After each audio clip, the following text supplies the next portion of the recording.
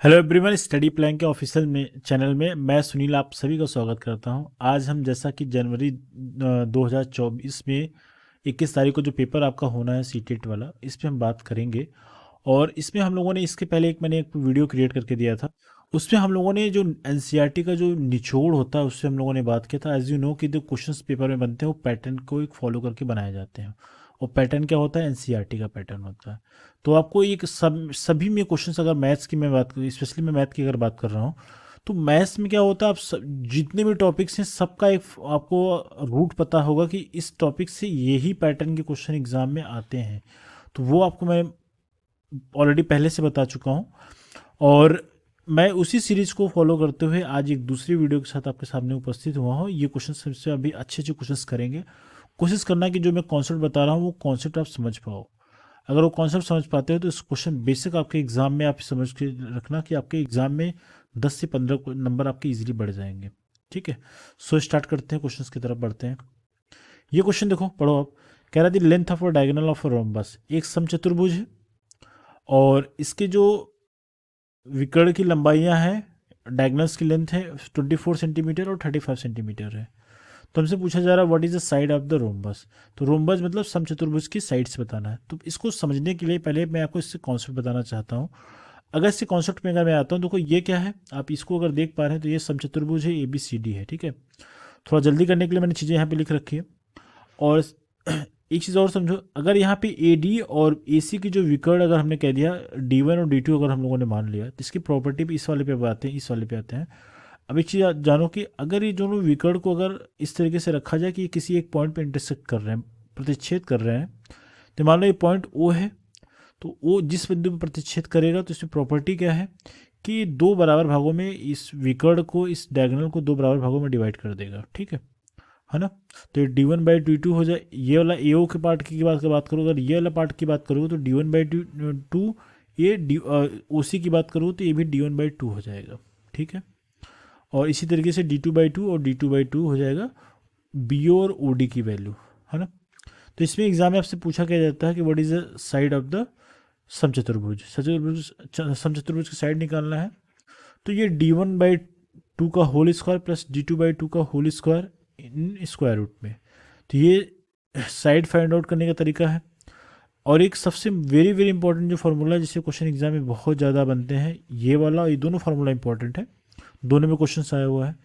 और एरिया की बात करोगे, अगर आपको दोनों डायगोनल्स गिवन हो, विकर्ण गिवन हो, तो दोनों डायगोनल्स का मल्टीप्लिकेशन कर लेते हैं, गुणा करके 1/2 से डिवाइड मल्टीप्लाई कर देते हैं। तो 1/2 D1 D2 जो होता है, ये इसका क्षेत्रफल का फॉर्मूला है। ठीक है, अब आते हैं क्वेश्चंस की तरफ।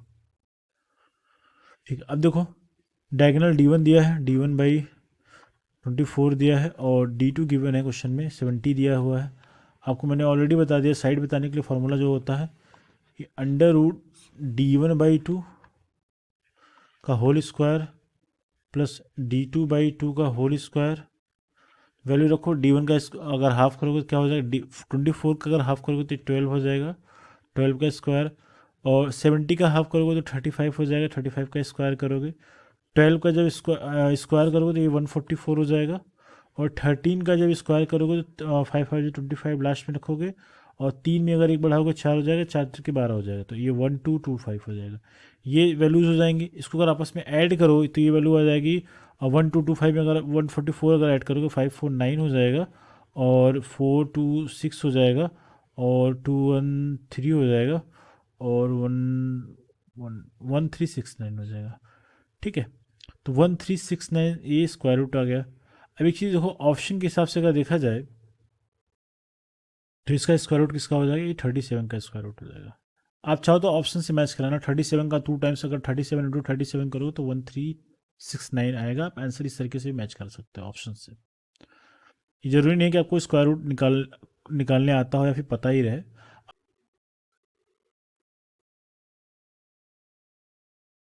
ठीक है, ये क्वेश्चन पढ़ो आप। ये क्वेश्चन देखिए, इस क्वेश्चन का पहले कॉन्सेप्ट बता देता हूँ।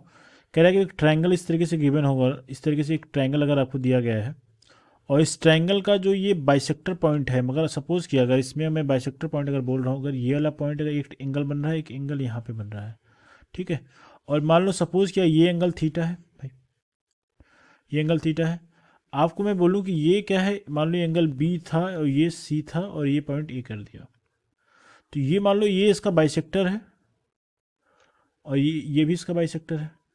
ठीक है, बाइसेक्टर का मतलब ये हो गया कि ये दोनों पार्ट क्या हो जाएंगे, अलग अलग पार्ट में इसको डिवाइड करेंगे, मतलब ये पूरा ये हाफ हाफ जस्ट होगा।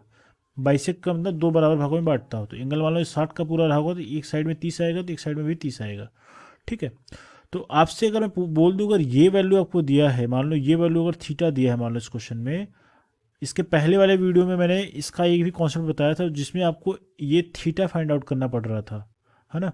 इस वाले पार्ट में हमको ये B O C find out करना है, सपोज क्या B O C find out करना है ना। तो इसी उसी फंडामेंटल का यूज करके क्वेश्चन को सॉल्व करेंगे। इसको मैं हटा देता हूँ, इसको हटा दिया। अब मुझे फाइंड आउट करना है what is the angle of B O C. ठीक है, तो अगर मैं कह दिया B O C find out करना है तो इसको थोड़ा सा मैं सिंप्लीफाई करता हूँ अपने हिसाब से। B O C find out करना है तो मैं इसको कर देता हूँ यहाँ पे थीटा कर दिया। ठीक, अब हमें अगर B O C find out करना है तो ध्यान से देखना, मुझे पता है जो एंगल बी ओ सी होता है, कल मैंने आपको बताया था बी ओ सी होता है 90 प्लस एंगल ए का हाफ होता है। ये ऐसा होता है, बी ओ सी की एंगल बी ओ सी की इक्वल होता है।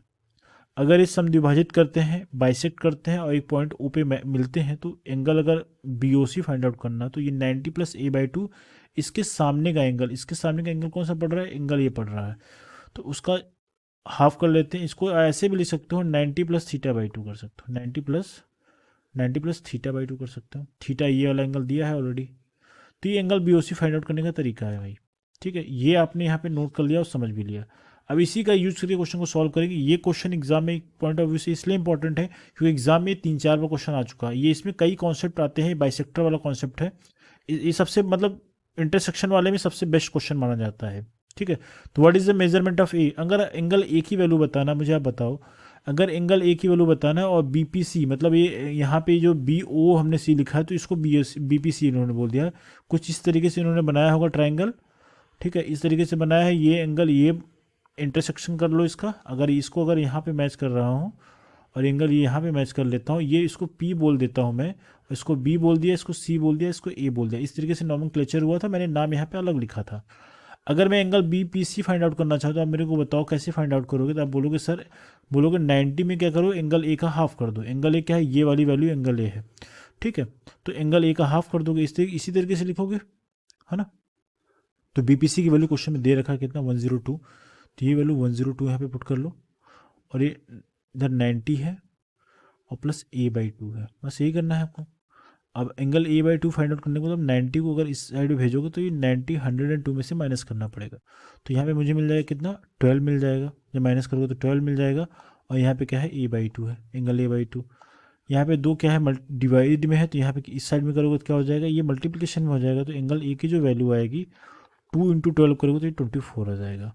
तो एंगल ये क्या हो गया, ये 24 हो गया भाई। ठीक है, तो इस तरीके से क्वेश्चंस करेंगे, और ये इसका ऑप्शन नंबर बी सही है। तो ये कॉन्सेप्ट आप समझ के रखना, इस क्वेश्चन पे क्वेश्चन अगर आपने प्रैक्टिस करी तो आपको मालूम है कितना आ रहा है। ठीक है, नेक्स्ट क्वेश्चन पे चलते हैं। अच्छा क्वेश्चन है, नेक्स्ट क्वेश्चन पे चलो भाई। ये क्वेश्चन करिए, देखिए कह रहा है a wire is in the shape of circle, area 154 cm square, if it is bent in the form of square, then what is the area of square. ये क्वेश्चन कैसा कह रहा है कि एक वायर था, मान लो एक वायर है, समझना कॉन्सेप्ट को। अगर मैं कह रहा हूँ एक वायर था, इस तरीके से एक वायर है ना, इस वायर का एक वायर है, और इस वायर को क्या किया इन्होंने, इस वायर को क्या किया इन्होंने, सर्कल के शेप में मोड़ दिया है। इसको जब मोड़ के सर्कल में करोगे, इसको जब आप मोड़ दोगे तो पूरा सर्कल इस तरीके से हो जाएगा, है ना। ये पूरा मोड़ के गोलाकार सर्कल बना दिया, वृत्ताकार बना दिया, तो ये बना दिया आपने। अब कह रहा है कि इसका जो एरिया आता है, इसका जो क्षेत्रफल है, ये वाला पार्ट है, इसका जो एरिया है इस क्वेश्चन में, ये पार्ट दे रखा है, एरिया जो दे रखा है क्वेश्चन में, ये दे रखा है 154 cm स्क्वायर। ये हमें पता लग गया है। अब क्वेश्चन में क्या बोल रहा है कि हमें बेंड करने के बाद हमें स्क्वायर, अगर इसको हम स्क्वायर में मतलब इसको एक वर्ग के फॉर्म में अगर हम इसको मोड़ दें, इस तार को अगर हम एक वर्ग की तरह मोड़ दें, इस तरीके से वर्ग में मोड़ दें, तो इसका क्षेत्रफल बताना है। ठीक है, ये वर्ग का मतलब प्रत्येक भुजा आपस में बराबर है, तो इसका क्षेत्रफल बताइए अगर इसको वर्ग में जोड़ा, इसी तार को, इस तार को दो दो अलग अलग कंडीशन में मोड़ा गया, पहले वाले कंडीशन में मोड़ा गया तो इसका क्षेत्रफल बता दिया क्वेश्चन में कि 154 cm² है। अगर इसको इसी तार को फिर दोबारा से क्या कर दिया जाए, इसको वर्ग के फॉर्म में मोड़ दिया जाए, इसका क्षेत्रफल बताना है आपको इस क्वेश्चन में। तो ठीक है, क्वेश्चन कैसे यूज करेंगे इस चीज़ों को। एक चीज़ मुझे बताओ, अगर ये एक तार है, इसको अगर मोड़ के इस तरीके में कर दिया जाए तो इसमें क्या चीज़ इक्वल रहेगा, तो इस तार की जो लंबाई रहेगी और इस वाले पार्ट की जो लंबाई रहेगी, जो इसका पूरा ये पार्ट आपको मैं जो डिज़ाइन बना रहा हूँ, ये जो पार्ट है ये पूरा तार की लंबाई के बराबर रहेगी, क्योंकि तार को ही तो मोड़ के बनाया गया है। आप बोलोगे बिल्कुल सही बात है। अगर इसकी त्रिज्या मान लो सेंटर से यहाँ से आर रही होगी तो इसका क्षेत्रफल आपको मालूम है, वृत्त का जो क्षेत्रफल होता है πr² होता है। ये है 154 के इक्वल। पाई की वैल्यू 22 डिवाइडेड बाई 7 होती है, आपको मालूम है 22/7 होती है। r² की जगह पे r² रखो, 154 है तो 154 रख दिया। अगर r² की बराबर वैल्यू रखा जाए तो 154 हो जाएगा इंटू 7 बाई क्या हो जाएगा 22 हो जाएगा। अब इसको जब काटोगे ना, ये 7 टाइम्स लेके जाएगा, पूरा पूरा 7 वर्ग में कट जाएगा, है ना। तो r² बराबर 7 इंटू 7 करोगे तो 49 आ जाएगा। तो r की वैल्यू आपको पता है कि 7 आ जाएगी। ठीक है, इतना सबको समझ में आ गया। r की वैल्यू 7 आने का मतलब क्या हो गया, r की वैल्यू 7 अगर आ गया, अगर मैं इसकी लेंथ निकालना चाहूँ, मुझे आप बताओ, इस तार, अगर इस पूरे तार को अगर हम सर्कल के फॉर्म में जब मोड़ दिए थे तो उसकी त्रिज्या हमें मिल गई कितनी, 7 सेंटीमीटर यहाँ पे मिल गई। ध्यान से समझिएगा। तो इसका मतलब ये हो गया, ये जो पूरी इसकी बाउंड्री है सर्कल की, मतलब वृत्त की जो पूरी बाउंड्री है जो बाहर का, इसको हम बोलते हैं परिधि। इसको आप सरकमफ्रेंस बोलते हैं इंग्लिश में, और हिंदी में परिधि बोलते हैं। तो ये परिधि, ये जो परिधि की जो वैल्यू है, क्या इसकी दोनों की लंबाई आपस में बराबर हो जाएगी क्या? आप बोलोगे बिल्कुल बराबर हो जाएगी। मतलब ये जो लंबाई है, पहले वाले तार की लंबाई है, और इस सर्कल की जो परिधि है इसके बराबर हो जाएगी। तो बोलोगे बिल्कुल बराबर हो जाएगी। ठीक है, तो परिधि बराबर हो गई। तो परिधि क्या होती है, वृत्त की परिधि होती है 2πr, है ना। हमें एल निकालना है, तो एल के लिए क्या करोगे, एल की वैल्यू अगर मैं पाई की वैल्यू 22/7 रख देता हूँ, आर की वैल्यू आपने 7 फाइंड आउट कर लिया है, तो सॉल्व करोगे तो 7 कैंसिल आउट हो जाएगा, 2 इंटू 22 करोगे तो 44 आ जाएगा। अगर सेंटीमीटर है तो सेंटीमीटर लगा लो। तो ये तार पूरा 44 सेंटीमीटर था। अब एक चीज़ मुझे ये बताओ, आप क्वेश्चन थोड़ा सा बड़ा है, बट ये क्वेश्चन ऐसे ही थोड़े बड़े आते हैं कॉन्सेप्ट वाले, इसके कॉन्सेप्ट छोटे से ही कॉन्सेप्ट में इतना बड़ा उसको क्वेश्चन करना पड़ता है आपको। अब मुझे ये पता है कि अगर पूरी लेंथ अगर पता लग गई कि कितना है, ये पूरी लेंथ हमें इसी तार को मोड़ के जब आप वर्ग बना दोगे, तो ये जो मैं कलर कर रहा हूँ, आप ध्यान से देखो, ये जो कलर कर रहा हूँ ये भी तो लेंथ है उसकी, तार को ही तो मोड़ के बनाया है। इसका मतलब ये जो जिसको मैंने ए और ए और ए माना है, इन सबका जो योगफल आएगा, परिमाप, अगर इसका मैं परिमाप निकालता हूँ, अगर मैं वर्ग का परिमाप लिखूँ भाई, तो वर्ग का जो परिमाप अगर मैं लिख देता हूँ, तो वर्ग का जो परिमाप आएगा, आप बोलोगे सर ये a+a+a जब 4 बार ऐड करोगे तो ये वैल्यू कितनी आ जाएगी, 4a के बराबर आएगी। अगर आपने एक बार में a ऐड किया, फिर अगेन a ऐड किया, फिर a ऐड करोगे, फिर ऐड, 4 बार अगर a को ऐड करके लिखा जाए तो 4a आएगा। ठीक है, और परिमाप कितना होगा आपको मालूम है, जो लंबाई l है, जो इस तार को ही तो मोड़ के आपने वर्ग बनाया है, तो आप बोलोगे सर ये जो परिमाप है ये, इसकी वैल्यू लंबाई की, जो तार की लंबाई उसी के बराबर है। तो ये वैल्यू अगर रखा जाए तो 44 सेंटीमीटर हम लोगों ने फाइंड आउट करा है, यहाँ पे आप देख पा रहे हो। तो ये वैल्यू कितने के इक्वल है, 4a के बराबर। तो आप a की जब वैल्यू निकालोगे तो क्या हो जाएगा, 44 डिवाइडेड बाई 4 कर दोगे तो ये वैल्यू कितनी की इक्वल आ गई, 11 की इक्वल आ गई। अब क्वेश्चन सॉल्व हो गया यार। अब इसमें क्वेश्चन में करना नहीं है, अगर आपको a की वैल्यू अगर फाइंड आउट पता लग गई है ना। तो इस क्वेश्चन में अगर एक वर्ग हमें पता है, अब क्वेश्चन इस तरीके का हो गया, अगर एक वर्ग इस तरीके से अगर दिया है और इसकी प्रत्येक भुजा, ऑब्वियस सी बात है ए है, अगर एक की वैल्यू पता लगी 11 सेंटीमीटर है तो इसका क्षेत्रफल निकालना हो तो क्या करोगे, आपको मालूम है वर्ग का जो क्षेत्रफल होता है साइड का स्क्वायर होता है। साइड का स्क्वायर करोगे तो क्या हो जाएगा, साइड की वैल्यू हम लोगों ने पता लगा ली कितनी है, 11 है। तो 11 का जब स्क्वायर करोगे तो भाई कितना आएगा, ये 121 आ जाएगा। क्योंकि ये क्षेत्रफल फाइंड आउट कर रहे हो तो सेंटीमीटर स्क्वायर लिखना पड़ेगा। ठीक है, तो 121 is the answer for this question. इस क्वेश्चन में क्या है, थोड़े बड़े कॉन्सेप्ट अलग अलग करके चीज़ें बताई गई हैं। दो दो चीज़ों से आपको दो दो चीज़ें निकालनी पड़ेंगी, बट ये कि बेसिक अंडरस्टैंडिंग अगर आपकी है ना तो इस क्वेश्चन को आप कर पाओगे, अच्छे से कर पाओगे, आसानी से। ठीक है, पेपर 2 में क्वेश्चन बड़े कैलकुलेटिव जरूर होते हैं, बट कॉन्सेप्ट पता है तो क्वेश्चन आप कर पाएंगे, आसानी से कर पाएंगे। ये क्वेश्चन नहीं देखो आप, कह रहा है राइट सर्कुलर एक सिलेंडर है, इसका सीएम क्यूब में मतलब ये वॉल्यूम दे रखा है ना। तो वॉल्यूम का मतलब दे रखा है इस तरीके से एक सिलेंडर रहा होगा मान लो, इसका जो हमें क्या दे रखा है वॉल्यूम दे रखा है, मतलब इसके अंदर कितना कैपेसिटी है वो दे रखा है। इसकी जो वॉल्यूम दे रखा है क्वेश्चन में कितना दे रखा है 396 सीएम स्क्वायर दे के रखा हुआ है। ठीक है, अब इसकी हाइट क्वेश्चन में दे रखी है, यहाँ से लेके यहाँ तक की जो हाइट है ये 14 सेंटीमीटर है। सेंटीमीटर में ये भी है, ये इसकी हाइट भी सेंटीमीटर में है, और इसका जो आयतन है वो सीएम क्यूब में है। तो मतलब हमें बदलाव कुछ करने की ज़रूरत इकाई में नहीं पड़ेगी, है ना। तो वो सारी चीज़ इक्वल है।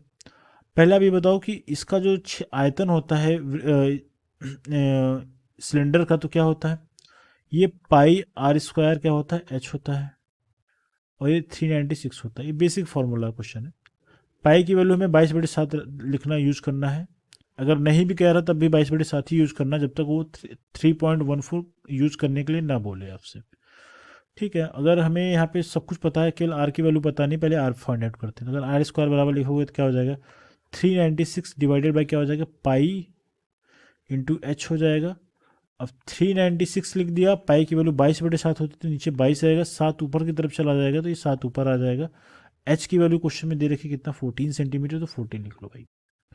सॉल्व करो, 7 से काटोगे तो 2 बार चला जाएगा, और इसको 22 से जब गुना करोगे कितना हो जाएगा 44। इन दोनों से मिलकर आ रहा है 44 आ रहा है ना। 44 का अगर मैं कर दूँ, 44 का अगर 9 टाइम्स करता हूँ 396 होता है। तो आर स्क्वायर की वैल्यू कितनी आ गई 9 आ गई। आप समझ पा रहे हैं कि आर की वैल्यू आएगी 3। आर की वैल्यू में क्वेश्चन में कितना मिल गया 3। तो आपसे क्वेश्चन पूछा जाए what is the curve surface area. Curve surface area जो ये इस तरीके से मान लो, अगर आपका ये सिलेंडर है, इसका कर्व सरफेस एरिया क्या होता है, तो आप बोलोगे सर ये जो पार्ट इसके चारों तरफ का ये वाला पार्ट है, ये वाला पार्ट, ये जो आपको दिख रहा है ये वाला पार्ट कर्व सरफेस एरिया है। तो कैसे फाइंड आउट करते हैं, तो इसका जो फाइंड आउट करोगे आप, ये जो वैल्यू होती है ना, नीचे जो सर्कल ये बना हुआ है, नीचे आप ये बॉटम में अगर आप फोकस कर पा रहे हैं जहाँ पे मैं नीचे बना रहा हूँ, ये नीचे का जो क्या होता है ये 2 पाई आर, ये पूरा आप देखो, ये रिंग की बात कर रहा हूँ। ये रिंग होता है एक वृत्त की तरह होता है, सर्कल की तरह होता है। इसका जो होता है पेरीमीटर क्या होता है 2 पाई आर होता है ना। इसको हमने एच हाइट तक उठाया है तो इसलिए एच से गुणा कर दोगे, ये क्या हो जाएगा इसका कर्व सरफेस एरिया। तो ठीक है, वैल्यूज रख के फाइंड आउट कर लो यार। तो 2 की वैल्यू रख दो, पाई की वैल्यू 22/7 रख लो, आर की वैल्यू हम लोगों ने 3 फाइंड आउट करी है तो 3 रख लो, एच की वैल्यू 14 दे रखी है रख लो, सॉल्व कर लो। 7 से काटोगे 7 टू जा कितना हो जाएगा 14। अब मल्टीप्लिकेशन करो, 2 टू जा 4 हो जाएगा, 4 3 जा कितना 12 हो जाएगा। तो 12 इंटू 22 कर लोगे तो यही इसका आंसर आएगा। 12 टू जा 24, 12 टू जा 24 और 2 26 हो जाएगा। तो 264, क्योंकि ये एरिया की बात कर रहा है तो ये सीएम स्क्वायर आएगा, हाँ। तो 264 CM square is the answer for this question. तो ये कौन सा ऑप्शन हो जाएगा, ऑप्शन नंबर बी। ठीक है, तो इस तरीके से क्वेश्चन को सॉल्व करेंगे। बेसिक अंडरस्टैंडिंग वाले क्वेश्चन है, एक डेटा दिया जा रहा है, दूसरे डेटा के लिए आपको वैल्यूज यूज करना आना चाहिए। ठीक है, ठीक, नेक्स्ट क्वेश्चन पे चलेंगे। ये क्वेश्चन देखो आप, देखो ये क्वेश्चन अगर आपने कल के जो मैंने एक वीडियो में क्वेश्चन कराया था, अगर आपने वो देखा होगा, तो मैंने कल आपको एक चीज़ बताई थी कि ये वाला कॉन्सेप्ट आप जरूर से सीख के जाना। अलजबरा का ये क्वेश्चन जो मैं यहाँ पे अलजबरा की जी बात कर रहा हूँ, अलजबरा में ये क्वेश्चन पे इस वाले कॉन्सेप्ट पे क्वेश्चन आ रहे हैं, ए स्क्वायर माइनस बी स्क्वायर। ये डायरेक्टली क्वेश्चन आपको नहीं दिखाई पड़ेगा, आपको उसमें दिमाग लगाना पड़ेगा। इसकी जो ये इसके बराबर क्या होता है, ये ए प्लस बी, और एक ब्रैकेट में क्या होता है ए माइनस बी होता है। ये आपको डायरेक्टली दिखेगा नहीं, आपको ये अपना दिमाग लगा के इसको सर्च करना पड़ेगा कहाँ पे ये चीज़ें लिखी हुई। मैं आपको इस क्वेश्चन में दिखाऊंगा, कल के वीडियो में भी एक क्वेश्चन कराया था और आपको मैंने बताया था इस तरीके से चीज़ों को एनालिसिस करके फॉर्मूला अप्लाई करते हैं। ठीक है, अगर आप यहाँ पे देख पा रहे हैं, ये जो एक अगर मैं बात करूँ पूरा ये क्या है, ये ए इसको एज्यूम कर लो, क्योंकि ये पूरा एक वैल्यू है ए प्लस बी प्लस सी, उन सबको जोड़ के एक ब्रैकेट में लिखा गया। तो इस ब्रैकेट का जो स्क्वायर है माइनस दूसरे ब्रैकेट का स्क्वायर है, यही तो किया गया है। तो मतलब इसका स्क्वायर प्लस इसका स्क्वायर, दो चीज़ का जब स्क्वायर का जब डिफरेंस लिखा जाता है उसके जगह पे हम दोनों को एक बार जोड़ लेते हैं, एक बार दोनों को घटा देते हैं, और बीच में मल्टीप्लिकेशन का साइन तो मल्टीप्लाई करना होता है हमें। ये बात समझ में आ गई, तो ठीक है।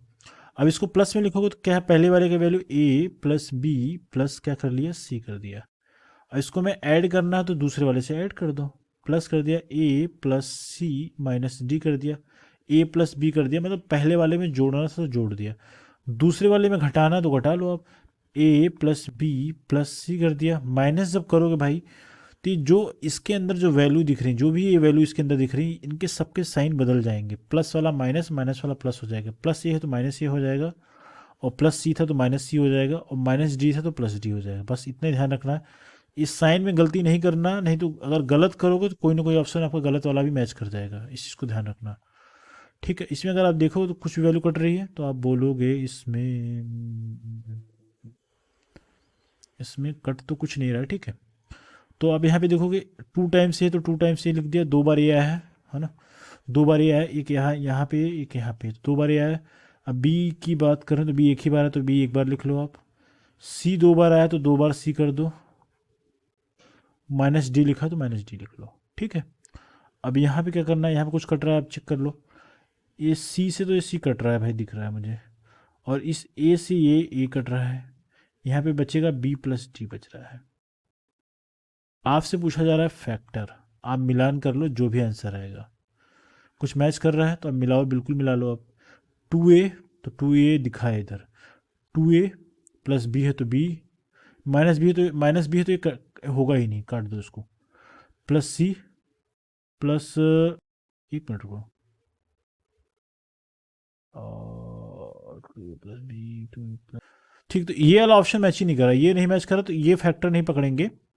आप इस पे अब आ जाओ, तो वो नहीं मैच करा तो इसको दूसरे वाले को देखो, तो दूसरे वाले में कौन सा पकड़ रहा है, बी प्लस सी तो नहीं है, काट दो, बी प्लस डी, तो ये ऑप्शन नंबर सी हो जाएगा इस क्वेश्चन का आंसर। तो ये इसमें से एक फैक्टर पकड़ना होता है, चाहे ये मैच करेगा चाहे ये मैच करेगा, दोनों में से कोई एक पार्ट इन चारों में से एक ऑप्शन रहेगा।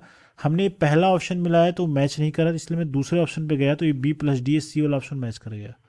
तो थोड़ा सा इसमें आपको चीज़ें देखनी पड़ेंगी कि फैक्टर क्या है, क्योंकि याद करने वाली चीज़ें तो है नहीं, तो इसमें आपको अपना थोड़ा सा दिमाग, कॉमन सेंस यूज करना पड़ेगा। ठीक है,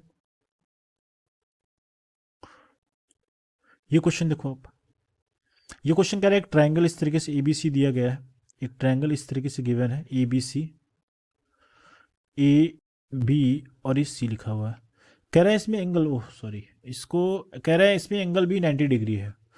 तो अगर मैं इसको ऐसे नहीं बना सकता क्योंकि ये 90 डिग्री बोल रहा है, तो ये जो ट्रायंगल बनेगा कुछ इस तरीके से बनेगा, है ना, इस तरीके से बनेगा। ये एंगल बी क्या है, 90 डिग्री इस क्वेश्चन में दे रखा है, तो ये 90 डिग्री ये तो रहेगा, पक्का है। ठीक है, को ए सी की जो वैल्यू है, मान लो इसको हमें ए बोल दिया, इसको सी बोल दिया, ए सी की जो वैल्यू है 169 है भाई, और बी सी की वैल्यू 120 है, तो ये वैल्यू 120 है। ठीक है, आपसे पूछा जा रहा है कि what is the value of A B. ये क्वेश्चन बहुत भयंकर आसान है, पाइथागोरस का ही ये क्वेश्चन है। ये पाइथागोरस का मतलब होता है, इस क्वेश्चन में अगर मैं इस तरीके से अगर बना देता हूँ तो ये बोलते हैं, इसको बेस बोलते हैं, इसको बोलते हैं हाइट, बोलते हैं लेंथ, मैं बोल देता हूँ ये हाइपोटेन्यूज होता है। तो अब याद रख लेना, ये जो नीचे वाला जो बॉटम है, मतलब बेस का जो स्क्वायर होता है, बेस का आप स्क्वायर कर लो, और प्लस जो हाइट है उसकी हाइट का स्क्वायर कर दो, हाइट का स्क्वायर कर दो, ये होता है हाइपोटेन्यूज के स्क्वायर के बराबर। ये जो एच दिया गया है इसके स्क्वायर के इक्वल होता है। ये फॉर्मूला बता रहे, बस क्वेश्चन में केवल डेटा फीडिंग करना है, ऐसा निकालना है। बेस की वैल्यू है 120, तो इसकी वैल्यू 120 रखा, तो 120 का स्क्वायर करना है। हाइट मतलब ये ए बी की वैल्यू निकालनी है, तो यहाँ पे ए बी लिख लो, ए बी का स्क्वायर करना पड़ेगा, दोनों का स्क्वायर करके ऐड कर लो। हाइपोटेन्यूज की वैल्यू 169 दे रखा है, तो 169 रख लो। ठीक है, जब ए बी की वैल्यू निकालोगे तो क्या हो जाएगा, ए बी स्क्वायर की जो वैल्यू निकालोगे यह हो जाएगा 169 का स्क्वायर माइनस 120 का स्क्वायर कर दो। देखो अब इसका इतना बड़ा मल्टीप्लिकेशन किसी को याद नहीं रहता है, ठीक है, मुझे भी याद नहीं है। इसका तरीका क्या है, हम लोगों को फंडामेंटल अपना यूज करेंगे जो हमें पता है ना। तो क्या करेंगे, हमें एक पता है वैल्यू पता है, अगर ए स्क्वायर माइनस बी स्क्वायर अभी जस्ट सॉल्व किया है, ए प्लस बी और एक ब्रैकेट में क्या होता है, ए माइनस बी होता है। इसी को यूज करके क्वेश्चन को सॉल्व करो, ज़्यादा बेस्ट यही तरीका है, क्योंकि आपको मल्टीप्लिकेशन इतना किसी को आता नहीं है, याद भी नहीं रहता है। ठीक है, इसका यूज करो आप। जब इसका यूज करोगे भाई तो क्या हो जाएगा, ये एक एक ब्रैकेट में 169 प्लस 120 करोगे, और एक ब्रैकेट में क्या करोगे 169 माइनस 120 करोगे। ठीक है, तो इन दोनों का जब एडिशन करोगे तो मुझे बताओ आप, इन दोनों का जब एडिशन करोगे कितना आ रहा है, ये 289 आ रहा है, बिल्कुल बोलोगे आ रहा है। यहाँ पे कितना आ रहा है, 169 में से अगर आप 120 घटा दोगे तो 49 आ जाएगा। और ये ए बी का स्क्वायर चल रहा था, आपको मालूम है ऑलरेडी। ठीक है, सॉल्व कर लो। अब इसको अगर देखो, अगर मैं ए बी की वैल्यू निकालना चाहूँ ना, तो ये एक्चुअल में ये आ जाएगा इस तरीके से 289 इंटू 49 आ जाएगा। आ गया। अब आप सबको पता है ये जो 289 होता है ये एक्चुअल में होता है 17 का स्क्वायर होता है और ये 7 का स्क्वायर होता है। जब इसका स्क्वायर रूट निकालोगे तो 289 की जगह पे हम 17 लिख लेंगे और ये 49 की जगह पे 7 लिख लेंगे। 17 इंटू 7 कर लो, इसकी वैल्यू आ जाएगी 119। 77 जा 119 होता है तो ये वैल्यू 119 आ गई। सी एम है तो सी एम लगा दो, डी एम है तो डी एम लगा दो। ठीक है, ठीक। तो ऑप्शन नंबर क्या हो जाएगा, कौन सा है इसका, 119। तो इसका ऑप्शन नंबर है, यार कहाँ गया क्वेश्चन, 119। तो ऑप्शन नंबर सी आपका सही हो जाएगा। ठीक है, इस तरीके से क्वेश्चन करेंगे। आई होप चीज़ें समझ में आई। ये आपका ये सारे के सारे क्वेश्चन क्या पैटर्न बेस्ड हैं, याद रखना। नेक्स्ट क्वेश्चन में चलते हैं। ये क्वेश्चन देखो, ये क्वेश्चन एक अच्छा क्वेश्चन है ज्योमेट्री का, और इसमें कॉन्सेप्ट क्या है,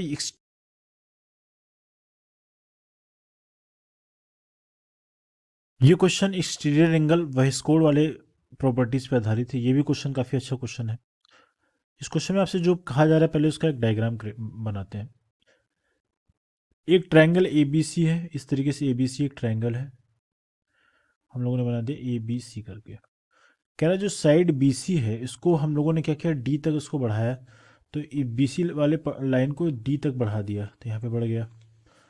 ठीक है, यहाँ तक तो पार्ट हम लोगों ने कवर कर लिया, यहाँ से लेके,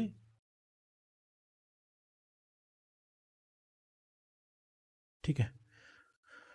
और कह रहा है साइड बी सी को प्रोड्यूस किया है डी तक, यहाँ तक तो हम लोगों ने कर लिया। और C is the bisector of A C D. तो जो ए सी डी जो एंगल ये यहाँ से लेके जो एंगल ए सी डी बन रहा है, तो एक लाइन सी से लेके एक ई ऐसा पॉइंट खींचा गया है, ड्रॉ किया गया है, जो एंगल ए सी डी जो पूरे ट्रायंगल को, पूरे एंगल को, कोड को दो बराबर भागों में बांट रही है। ठीक है, तो एंगल ए सी डी की जो वैल्यू आएगी, तो या फिर चाहे ए सी डी पूछा जाए आपसे क्वेश्चन में, ए सी डी ही पूछ रहा है, चाहे ए सी ई पूछा जाए, दोनों की वैल्यू ए सी डी का हाफ कर दोगे। ठीक है, तो इनकी वैल्यू जो एंगल ए, एंगल बी और एंगल सी की अलग अलग वैल्यूज़ दे रखी, मैं यहाँ पे लिख लेता हूँ। एंगल ए की जो वैल्यू क्वेश्चन में क्या है, 2x-5 है, 2x-5 है, -5 सॉरी, -5 है, तो -5 कर दिया। और बी की जो वैल्यू है कितनी है, बी की जो वैल्यू है आपका 5x+5 है। और सी की जो वैल्यू है, एंगल सी की वैल्यू 3x प्लस क्या है, 50 है।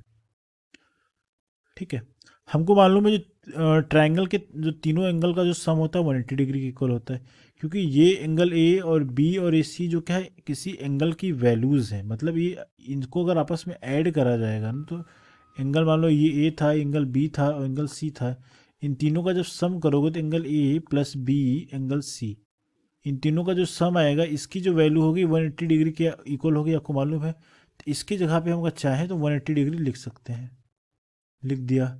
और इनको अगर आपस में ऐड करोगे, भाई देखो ये वाली वैल्यू 5 से तो 5 कैंसिल आउट हो रहा है, 2x plus 5x plus 3x करोगे तो 10x हो जा रहा है, तो 10x लिख लिया और प्लस 50 लिख लिया।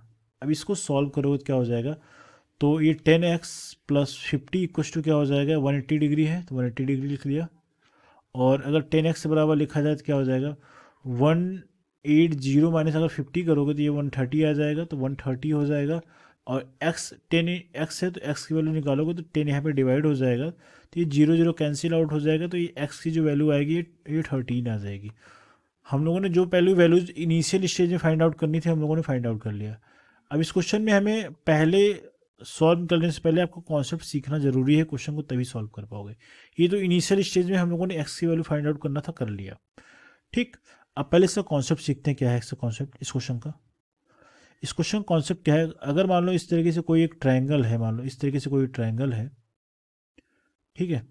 इस ट्रायंगल मान लो इसको ए और बी और सी कोई नाम दे दिया इसका। अगर मैं कह रहा हूँ बी सी को मैं डी तक बढ़ा देता हूँ, तो ऑब्वियस सी बात है डी तक बना है तो एंगल ए सी डी, यहाँ पे एक एंगल बन रहा है ए सी डी। ठीक है, तो इसे प्रॉपर्टी क्या है जो मुझे आपको बतानी है, जो इस एंगल ए को मैं अगर 1 बोल देता हूँ, बी को मैं 2 बोल देता हूँ, सी को ये 3 बोल देता हूँ, और ये बाहर वाला जो ए सी डी बना है, ये ए सी डी जो बन रहा है, इसको मैं 4 बोल देता हूँ। तो ये जो बाहर वाला एंगल है इसको बोलते हैं एक्सटीरियर एंगल, या फिर वहिस्कोण बोलते हैं। ठीक है, और जो अंदर एंगल जो 1 2 3 जो तीनों का जो समावेश है इसको इंटीरियर एंगल बोलते हैं, अंतःकोण बोलते हैं। अंदर वाले कोण को अंतःकोण बोलते हैं, बाहर वाले कोण को क्या बोलते हैं, बहिष्कोण बोलते हैं। तो बहिष्कोण की जो प्रॉपर्टी होती है या फिर एक्सटीरियर एंगल की जो प्रॉपर्टी होती है, ये मतलब एक्सटीरियर एंगल, इसकी जो प्रॉपर्टी होती है, इसकी प्रॉपर्टी ये होती है कि अगर मैं आपको यहाँ पे समझाने की कोशिश कर रहा हूँ तो समझिएगा। ये जो बाहर एंगल बना है इसके सामने कौन कौन से एंगल पड़ रहे हैं, तो आप बोलोगे सर एंगल ए ये 1 पड़ रहा है और ये 2 पड़ रहा है। समझ मेरी बात पा रहे हैं? इस तरीके से मैं बता रहा हूँ कि ये इस तरीके से है, मान लो। तो ये एंगल ये इसके सामने क्या पड़ेगा, तो आप बोलोगे सर दो इस साइड में इसके अपोजिट दो एंगल पड़ेंगे, एक ये पड़ेगा एक ये पड़ेगा, उसकी बात कर रहा हूँ। तो ये जो बाहर वाला एंगल जो 4 आपने लिखा है ना, जो 4 की जो वैल्यू है, दोनों अंतःकोणों दोनों इंटीरियर एंगल के सम के इक्वल होगा। ये इसका एक आप समझो प्रॉपर्टी कह लो या फिर इसका रूल कह लो, आपको ये याद रखना है। ठीक है, आपने इसी समझ लिया। ठीक, यही प्रॉपर्टी यूज करेंगे। इसको अगर थोड़ा सा और मैं समझाने की कोशिश करूँ आपको, अगर थोड़ा सा इसको इस तरीके से अगर देखा जाए, इसको मैं थोड़ा हटा देता हूँ, ये स्टीरियर वगैरह इसको हटा दिया।